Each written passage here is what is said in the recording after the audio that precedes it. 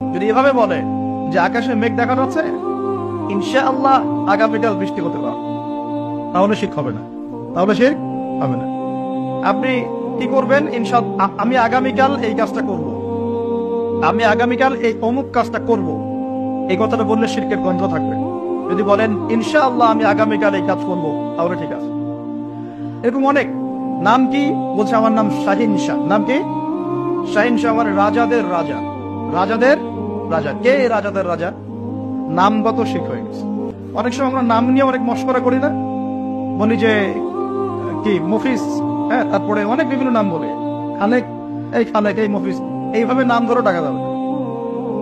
আপনি সম্মানের সাথে বলতে হবে আব্দুল খালেক। কি বলতে হবে?